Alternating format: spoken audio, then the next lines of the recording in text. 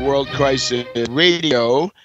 This is Webster Tarpley reporting today from New York City, where a delegation of the Tax Wall Street Party and the United Front Against Austerity is going to be weighing in at the Left Forum. And we can talk about that.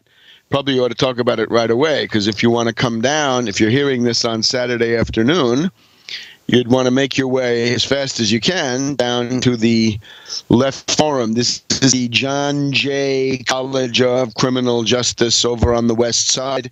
You can look it up. If you look at my Twitter feed, you will see the link to the guide to this event. And let me just point out a couple of things, right?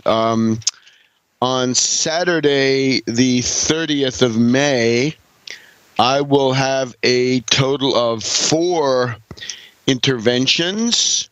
I think there are 4 daytime slots, and I'm scheduled to be pontificating in all 4 of them. I'll go through that in just a second. And then one later in the afternoon on Sunday. And we'll have other personalities here from the Tax Wall Street Party. Daniela Walls will be addressing a couple of forums, some for the Tax Wall Street Party, some others that have to do with problems of comedy and drama and other interesting, I would call aesthetic pull questions. But here's what I you come down to the Left Forum on Saturday. That's the 5th of May. Here I am. I'm in a this is the forum set up, the event, right, workshop set up by the Tax Wall Street Party, and we're going to have Daniela Walls and some of our activists from a number of regions, from Texas, from North Carolina, from a number of other places, and I'll just drop in there to say a few words about program, right? Program meaning seize the Federal Reserve, tax Wall Street, 1% Wall Street sales tax on turnover, no free trade, 15% protective tariff, and free college, but with free college tuition and also the availability of 0% loan refinancing and other loans, right, to live on, for example, all paid for by the Federal Reserve, okay? Paid for by the Federal Reserve. And that question of attacking the outrageous abuses of the Federal Reserve and their failures and their incompetence, that is where the Democratic Party will not follow. So that's Saturday, 10 a.m. in room 1.101. That's the first session. I'll be there for that. Second session, noon, 1.119. Not Hillary, not Jeb, but an alternative. So we'll be talking about the alternative in the 2016 elections, including the presidential election. So we'll have a number of speakers there from the Tax Wall Street Party go through the question of the permanent austerity dictatorship, and in particular, what has come on the horizon, the special role of the ideologue Charles Murray, the racist and reactionary, who has been endorsed by Jeb Bush and Mitch McConnell, and I'm sure any number of other top Republican reactionaries. So that will be the second session. Then there's a lunch break Saturday, and the third session that starts around 3:15 in 3.76. Vox has set up a panel with himself, Wayne and your on correctness, and maybe handle some academic or say philosophical issues posed the cult of political correctness, which is, of course, a mental straitjacket. The Saturday in the fourth session, 5:10 p.m. to 6:50 p.m. in 8.72, we've got Joe Calhoun of Empire, Colorado, and he's going to be doing a portrayal of the left gatekeepers and how they have essentially wrecked the anti-war movement and how that might then be. So that will be with Joe Calhoun, Don DeBar of WBAI, Tom Kiley. I was on his program the other night, INN World Report, and yours truly, right? And we'll see what we talk about. I'm thinking of Genoam Chomsky and Howard Zinn, people who have done a lot of damage. And then on Sunday afternoon, this is at 3:40 to 5:40, this is 1.105.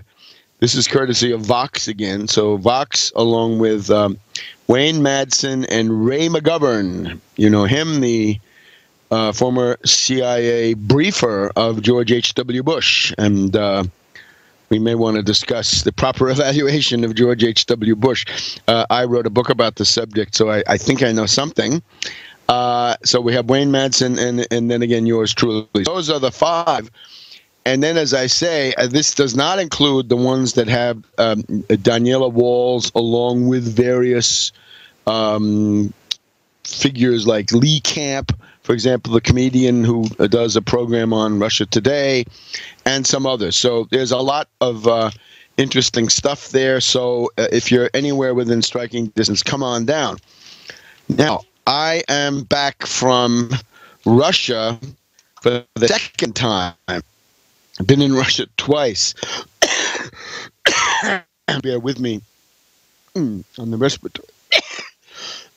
I'm sorry again. The respiratory side. This is an arduous trip.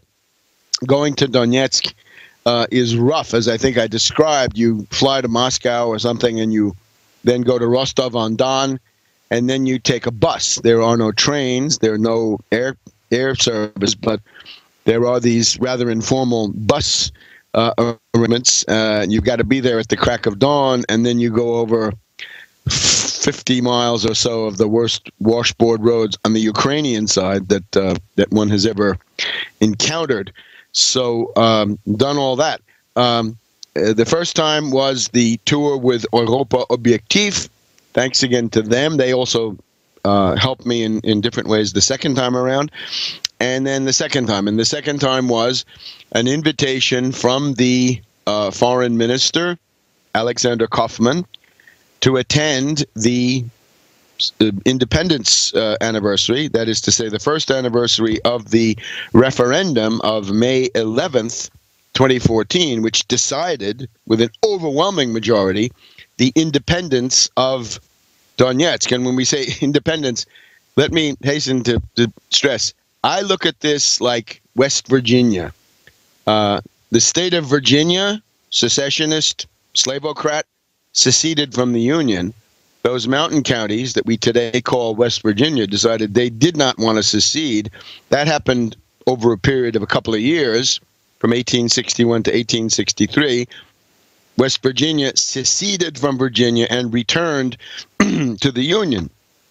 Okay, what has the Donetsk People's Republic done, and the Lugansk People's Republic, Novorossiya? They have essentially said, we don't want to follow the Ukrainian fascist clique into the arms of NATO and the Western monopolies, but we wish to revert to our earlier status. So it's just like West Virginia. And, of course, you can't argue with West Virginia. West Virginia is self-evident, and it's very popular. And I think Donetsk deserves to be considered in the same breath. So we got to try to talk about what it was like to be there as probably the only American on the square, Lenin Square, as this huge parade took place on May 11th. And we'll try to draw the lessons for the Left Forum. Back in a minute. Back to World Crisis Radio. Webster Tarpley reporting from New York City here on the eve of the Left Forum, which I think this year is going to be of particular interest, because the question now is, will these traditional left forces here, who have not been notable for their sweeping strategic successes, will they be able to assimilate the lessons of Syriza, to be sure, meaning mass traction, economic demands, anti-austerity demands, pro-working class, pro-working people demands, not petty bourgeois process reforms aiming at good government, which is essentially meaningless to the man in the street, and turning away from the loony left, right? Turning away from the extravagant utopian demands, and specifically the tremendous overemphasis on Malthusianism. That is to say, the various global warming theories or climate change theories, which cannot be the basis for mass traction economic demands, because they're not. So will they grasp that, right? Will they understand that for Syriza to get where it is now, that required a good deal of self-discipline, and that needs to be imitated. Now, here's the other thing I would say about the this question here, the left forum, right? Will they be able to adapt? Will they assimilate these lessons? And that is, of course, Donetsk. Somehow there is a great deal of reticence on the part of the traditional left liberals to embrace this Donetsk experience. At least it seems so to me. And there's going to be a panel here tonight. I'm sorry, it's going to be on the evening of Friday night. So the Friday night is going to be a plenary session. Here it is, opening plenary, 7 to 9:15 p.m. at the John Jay. So Syriza, Podemos, Left Bloc, and the Left, a European revolutionary politics, ? Well, the obvious problem with this is the most advanced experience, the place where people have gone farthest with hard-hitting anti-globalization, anti-oligarch, anti-IMF reforms. Indeed, they've completely broken out of the IMF system because they were never in it, is the Donetsk People's Republic. So what is this? I don't even know what Left Bloc is. I'm sure it has merits, but how about Donetsk, right? The entire attention of the world was fixed on this place, to some extent still is, right? As the Ukrainian fascist forces continue to violate the Minsk II ceasefire. But what about Donetsk, and how can you leave that out? And hasn't that really changed everything? Tell me someplace where they've national banks, just for starters. Well, there's one. It's Donetsk. And they've expropriated these oligarchs. That's Donetsk. Okay?